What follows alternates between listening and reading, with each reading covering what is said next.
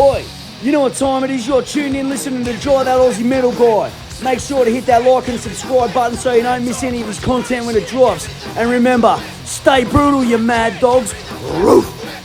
G'day, hey, how you going? It's Dry That Aussie Metal Guy here with Crank.com and with Cranium Radio. So tonight, wherever you are in the world, it's a great pleasure that I'm finally getting to have a chat with Dave Lupton of Flaming Wrekage, who are due to release Terra Inferna April 26th through Grindhead Records. It's an album I'm eagerly looking forward to because I've been a fan of your music for quite a while.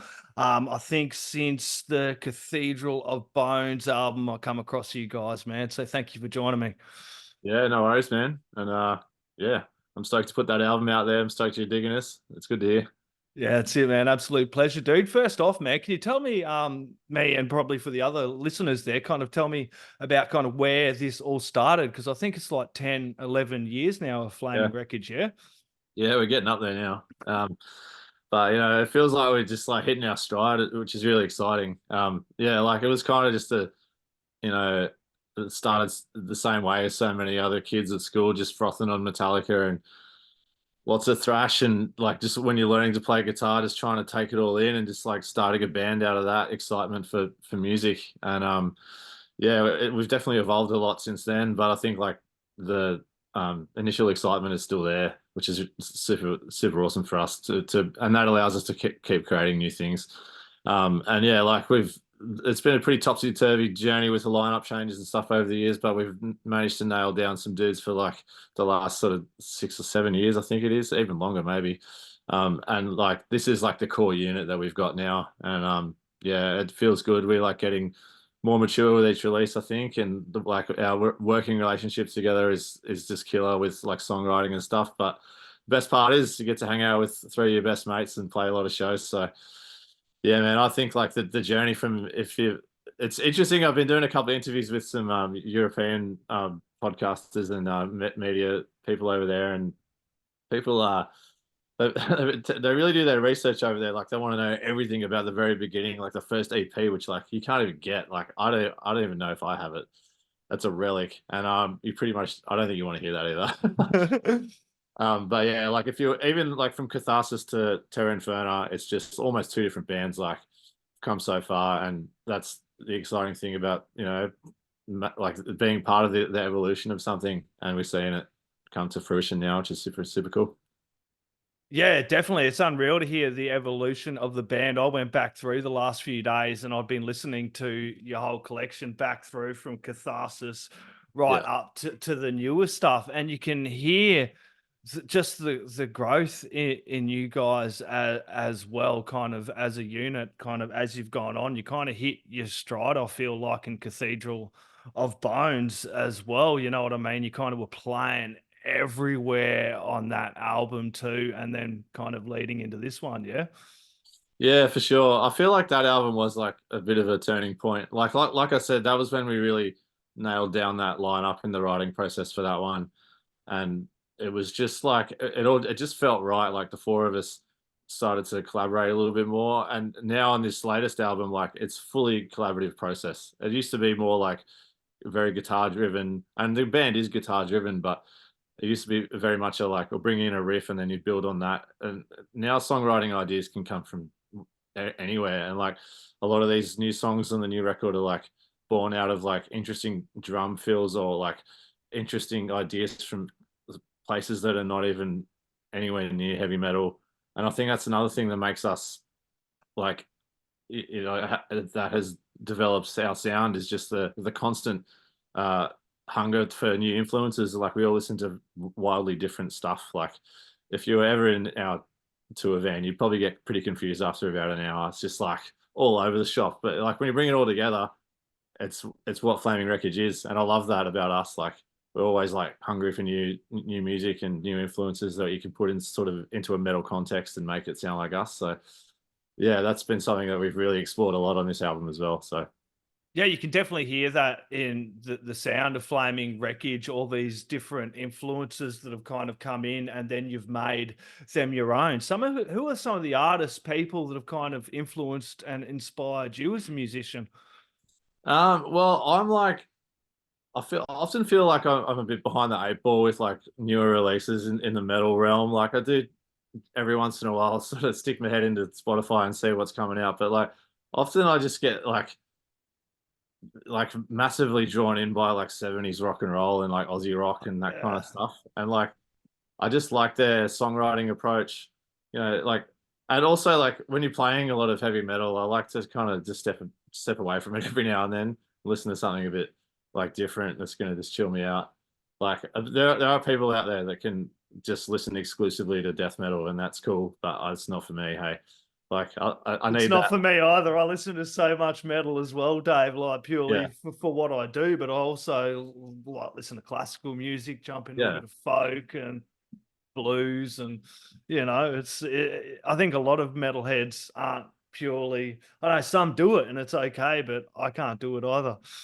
Yeah, that's right. And like, yeah, man. I mean, like, yeah, like I said, I get into pretty into like the 70s and 80s, like just straight up rock and roll, like Deep Purple, Tom Petty, that kind. And then a bit on the folky side as well. And then like you get people like Juzzy, who's like massively into metal, but he also has this huge interest in Japanese culture and music, and like he listens to a lot of Japanese stuff, and like not just metal, like pop, like Japanese pop, and like some of the riffs that he brought in on this album were like in like a Japanese scale that I'd never heard before. And I was like, wow, like there's a song called Blood and Bone, and the main riff in that is from a Japanese influenced scale that he learned. And I was like, man, I've like never heard that sort of note selection before. And it's like super interesting to put it into the Wrekage mold and see what comes out. So there was a lot of stuff like that on this one. And yeah, I'm really stoked that we kind of just expanded the palette a little bit, it's good. Yeah, definitely. It must be exciting for you having these guys kind of, as you said, over the last 6 years and kind of grow together as a unit and be able to make this album where you're all kind of putting your input into it as well. Yeah, that's right. And yeah, like the rhythm section is kind of its own thing in terms of their influences too. But I will say like the collaborative aspect of the songwriting on this was like it was so all in, and it was like super inspiring to be a part of like that, and like to see the songs come together from like different perspectives and like different ideas coming to the table. And also like on this one we really like threw it out there and just went all in on like different instrumentation that we'd never really tried before. So that was something we got to have a bit of fun with this time around as well. Like you'll hear some synth going on in the background. There's a bit of like 12-string guitar. There's like some percussion and stuff. Just things to make it a little bit more interesting and like really like beef up those big choruses and just make it sound a bit thicker. I think like if you were to compare like Cathedral to this one, it's like Cathedral is just like balls to the wall, doesn't really have to give much time to breathe. But this one's a bit bigger. It's got a bit more space to it, and that allowed us to throw some different kind of instrumentation into the mix, and it wasn't buried by like constant just 200 BPM blast beats. So I really like that we made those decisions. It just felt a bit more mature, I guess, to like have those kind of like big open spaces. And like we're in the process now of like kind of learning it to go and play it live. And there's already like so many ideas for jams for like the live version of these songs, which is also really awesome. So yeah, man, it's a bit of a different approach, but I think it really came out really well.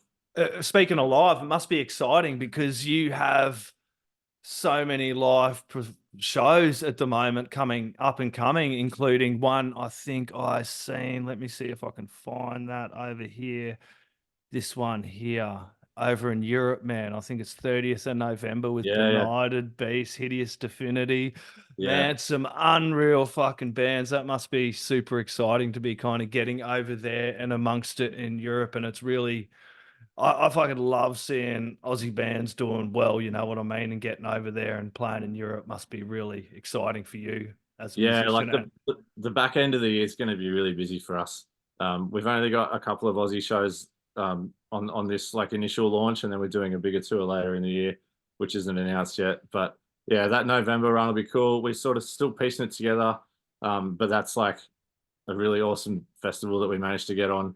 Like it's it's such a dense space in Europe with like the amount of bands that are getting around. So to kind of get our name on that bill is killer. Like, I'm really looking forward to that. There's some, like Beast is, I've been listening to them a lot lately, like a really killer band. So I'm looking forward to playing with those guys. And yeah, man, it was really fun. Yeah, and that latest album from Hideous Divinity, I've been hammering the fucking Yeah, hell out of that as well. That's a killer album, dude. Including the ones from you guys. The latest single from you guys, Hell on Earth, is an absolute ripper. Tell us about that one, dude. Oh, thanks, man. Yeah, I think that's my favorite song if you had to pick one on the album. Yeah, like it's just a real journey in every way. Like that song is probably the most aligned to like the album art in terms of like the concept.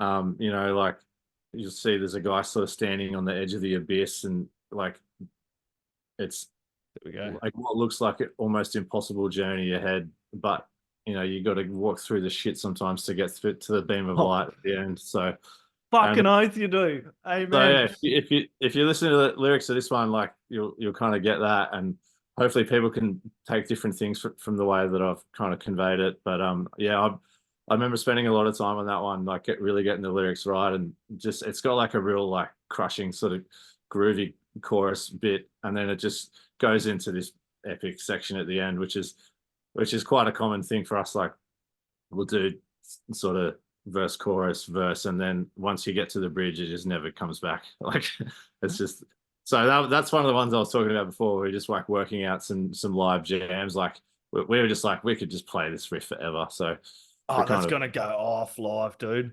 yeah, and we're also like just like I really like the challenge of learning it in a live context, because we tend to make decisions based on what is going to be the best for the album in the studio, but that can often lead to some really difficult decisions when it comes to playing it live, because we put too many guitar tracks on it, or the vocals are really hard to sing and play at the same time. So, but you know, I like that challenge. You just got to figure it out. It's like it's a different.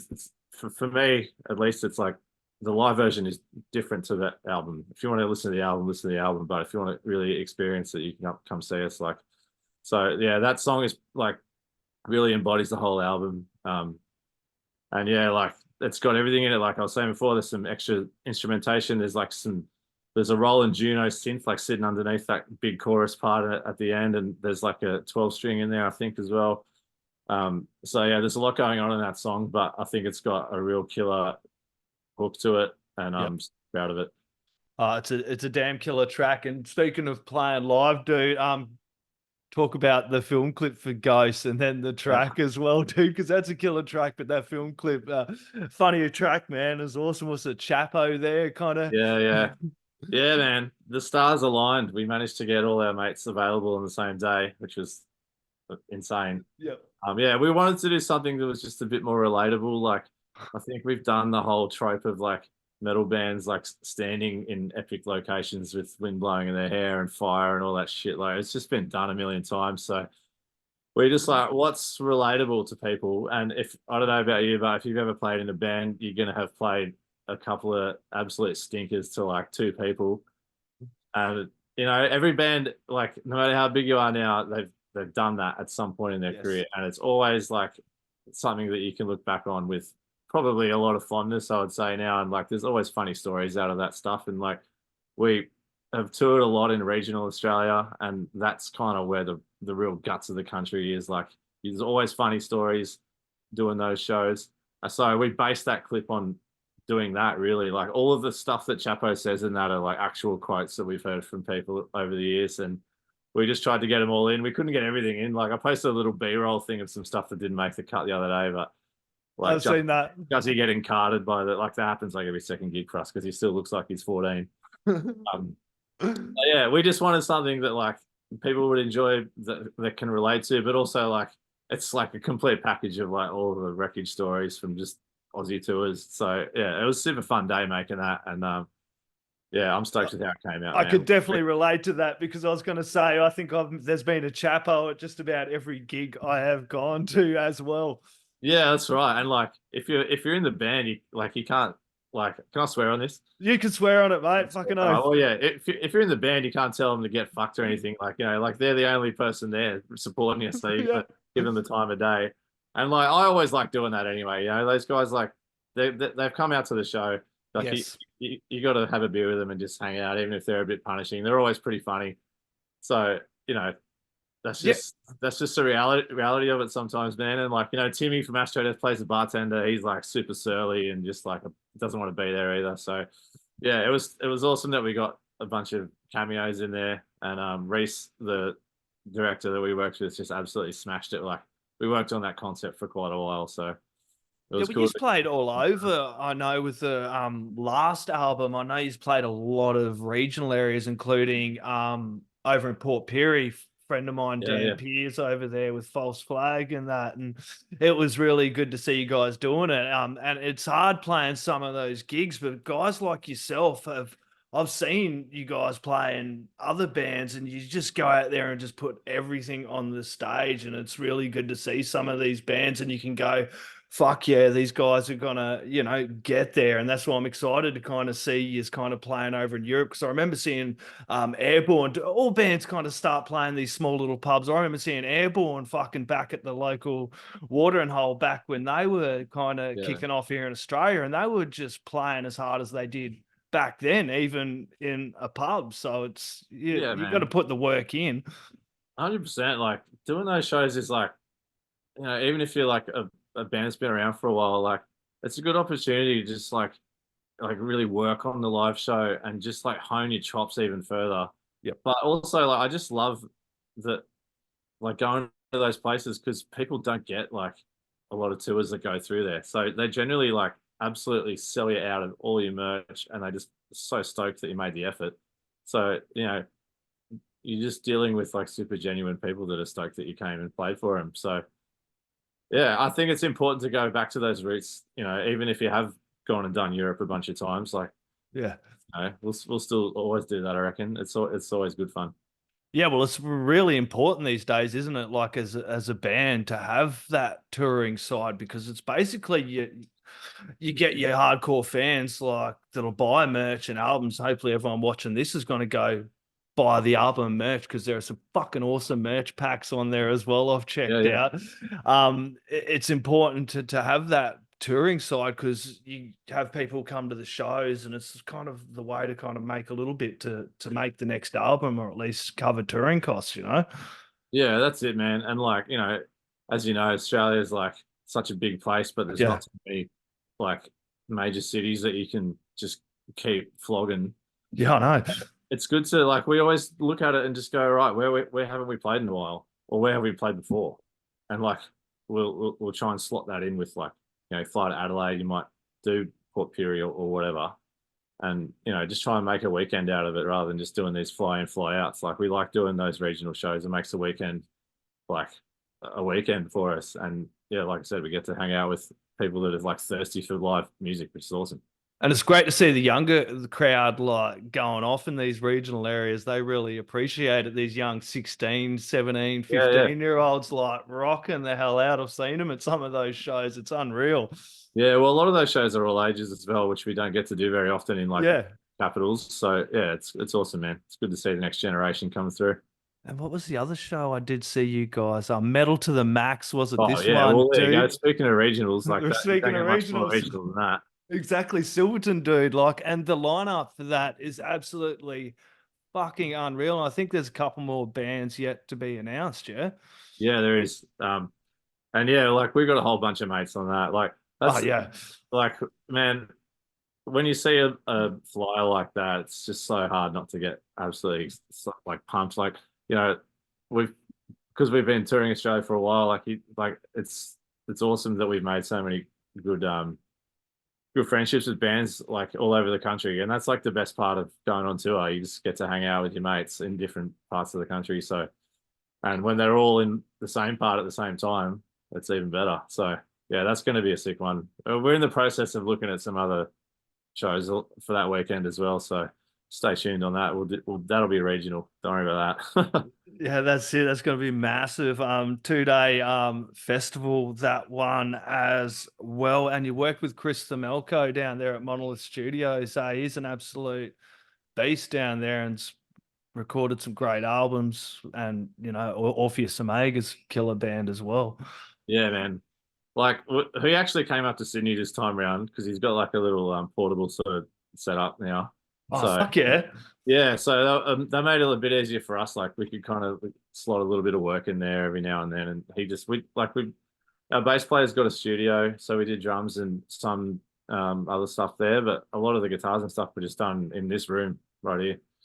So yeah, that's it's super convenient. And like, you know, we're such good mates with Chris now. We've done like 3 albums with him. So that's another thing that's like, it makes the work, like it just makes it feel easy. Like we work hard. Like we definitely squeezed every second we had available to us on this to get as much in as we could. I think we just kept saying like, let's just get it. And if we don't use it, we don't use it. But, you know, we really put the time in. But it's also like, Chris is really good at like setting boundaries with like work hours, which is awesome. Like I know like some guys in the studio like to, in some weird like tribute to the 80s, just like to stay up till 3 a.m. trying to get the perfect take. But like that just doesn't work for me at all. Like after about 7 p.m. I'm just like, I'm done, man. I'm not fresh, you know. And like, so we pretty much just work a normal day, but it's insane how much you can cram in.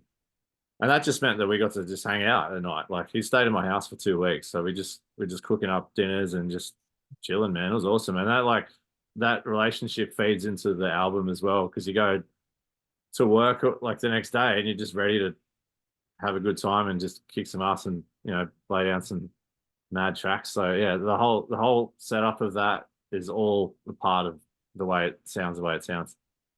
Yeah, it's an absolute beast of an album, what I've heard of it so far. I can't wait to get hold of it. It does drop April 26th. I've already chucked a pre-order in for it. I hope everybody listening is doing the same. I'm going to jump over and grab some merch. What's the merch? Best place to get the merch from, mate? Oh yeah, so I could say it, but it'll sound better coming from you. Yeah, it's just flamingwrekage.com/shop, and that's got all our merch on there. Yeah, there's some killer merch for it coming out as well. Any last words, shout outs, thank yous, or anything else you'd like to add in there, my friend? Yeah, that's about it, man. Thanks for having us. Oh, that's one thing I wanted to say. We've got for the Sydney and Melbourne launches, we've got a competition called the Hell's Pass, and it's only up for 2 more days because pre-orders close tomorrow, so at midnight. So if you want to jump on that and you pre-order the album, you will go into the comp to win a massive pack. You get a $100 bar tab at the gig. You get to hit the merch table before doors and hang out with us, have a beer, and you get a signed poster as well. So yeah, if you pre-order the album either of those 2 cities, you go into the draw to win that, and that'll be a killer night. So yeah, pre-orders close very soon, so get them in. Yeah, that's going to be a killer show. Both of them shows over in Melbourne. It's like in Malice's wake. You got Primitive as well. It's going to be a killer show. Roswell Death Squad. And then up in Sydney there. Looking forward to it. I'm hoping to get down to the one in Silverton as well. Thank you so very much. Everybody go grab Terra Inferna. Does come out April 26th. Chuck it in the stereo. Crank it up really loud. The neighbours are going to want to hear it. Cheers, mate. Thanks, dude. Thanks for having us, man. See you next. Oi, you're tuned in to Jai That Aussie Metal Guy, so make sure to hit that like and subscribe button so you don't miss any of his sick content. And remember, stay brutal, you legend.